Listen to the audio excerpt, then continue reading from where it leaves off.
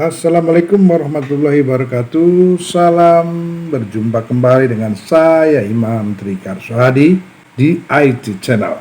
Mulai kesempatan kali ini saya akan menayangkan ide gagasan dan rekam jejak dari Pak Anies Rashid Baswedan, dan bahan-bahannya telah dikumpulkan oleh para relawan di seluruh Indonesia.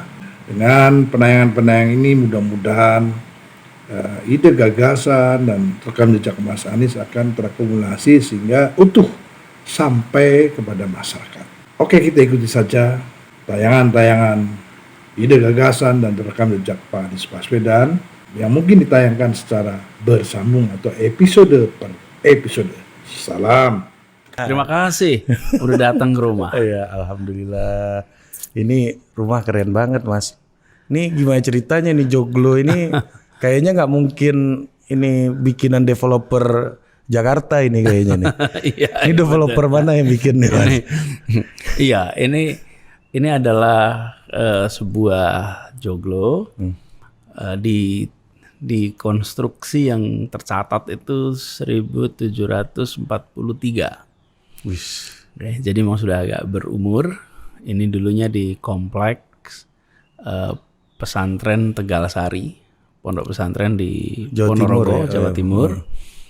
Dan ini dulunya dipakai untuk kegiatan belajar di pondok itu. Dan kemudian sampai jumlahnya santrinya nggak cukup, akhirnya mereka membangun tempat baru yang sampai sekarang masih dijaga budaya. Sementara yang ini malah terbengkalai, ditinggalkan. Jadi ini ditemukan waktu itu bukan sebagai sebuah joglo, tapi bukan ditemukan artinya oleh ahli warisnya itu dijual sebagai kayu bekas. Oh, udah kanibal ya, udah apa namanya mutilasi lah ya. Sudah tidak terawat, sudah puluhan tahun terbengkalai. Dan kemudian singkat cerita kemudian ada teman saya yang menemukan, dia rangkai ulang, setelah rangkai ulang kemudian dititipkan ke saya.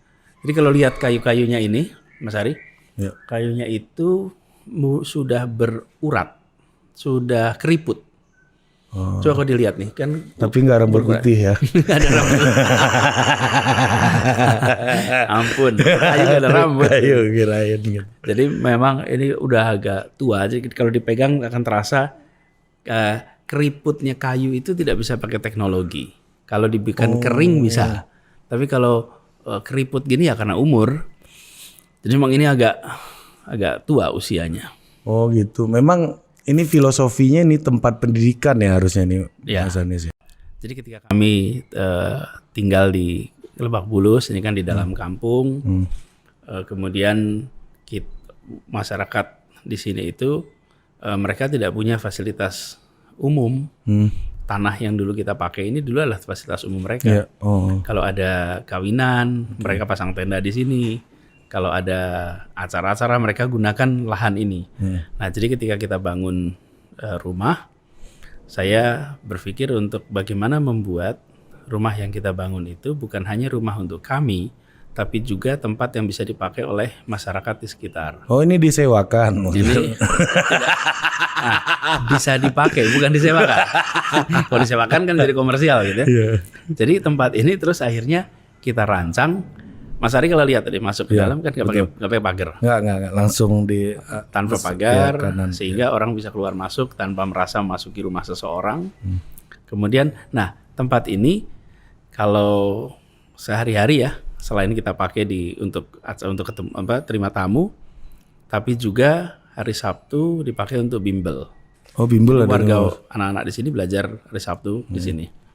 Kemudian kalau malam Jumat di sini ada yasinan. Kalau kemudian sebulan sekali ada pos pemeriksaan kesehatan, pos bindu. Kemudian kalau pertemuan warga juga bisa pakai tempat sini. Dan kalau tetangga menikah, pakai ruangan ini untuk akad nikahnya. Terus di depannya dipasangin tarup. Jadi untuk resepsi. Jadi dan nggak sewa ya. Jadi bukan sewa, nggak ada komersial. Nah, tapi idenya adalah bagaimana kita tinggal di dalam satu masyarakat, fasilitas yang kita miliki itu bisa dipakai juga oleh masyarakat sekitar. Dan ini sudah kita kerjakan sejak kami tinggal pertama di sini 2013. Jadi udah agak lama ini kita 9 tahun pendekatan seperti itu. Inilah yang saya merasa kadang-kadang kalau di kota besar itu kadang-kadang nih ya makin makmur makin tinggi pagar rumahnya. Nah kita pengen malah justru harusnya kita ini makin hari makin bersama dengan lingkungan masyarakat. Ya tentu tidak bisa dipungkiri ada masalah keamanan juga kan. Tidak semuanya orang jujur juga gitu kan. Kita menyaksikan juga kan banyak orang-orang yang memang membuat rasa aman itu terpaksa diciptakan dengan memberikan pagar gitu. Tapi kalau di dalam kampung begini kami coba dan ternyata ya nyaman gitu. Ya, kalau Fukuyama itu kan bilangnya karena trust makanya ada rasa aman itu, ya, Mas, ya. betul. Pertahanan negara yang paling dasar itu trust. Jadi saya juga sampaikan di awal kita coba dengan tanpa pagar itu kita mengirimkan pesan I trust our community. Dan kemudian sebaliknya our community becomes our security. Iya. Jadi kurs ini bukan. Jadi our community become our security karena kemudian jadi aman. Apa yang membuat orang makin berjarak dengan community-nya terutama di kota-kota ini menurut Mas Anies? Kadang-kadang hal praktis saja kesibukannya intensif. Berangkat pagi pulang malam. Kemudian sampai di rumah sudah harus ya lebih banyak waktu dengan keluarga daripada dengan lingkungan sekitar. Nah, tetapi kita menyaksikan jika hari Sabtu dan Minggu itu di kampung-kampung, di komplek-komplek itu kan interaksinya juga lumayan banyak ya sekarang ini. Bahkan ada kegiatan kampung, kegiatan komplek itu, menurut saya itu sekarang berjalan dan itu baik. Ini yang harus dijaga untuk bisa tumbuh terus. Jadi saya juga ketika contoh pengalaman pribadi ketika saya datang ke sini.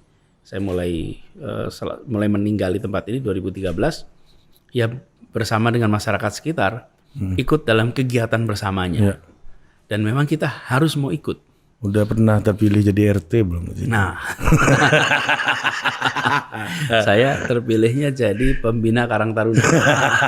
Jadi bawahannya RT dikit ya. Belum sampai ketua RT-nya. Dapatnya. Jadi saya ini pembina Karang Taruna sampai sekarang loh. Masih di sini. Masih. Kalau mau 17-an saya tanda tangan proposal itu.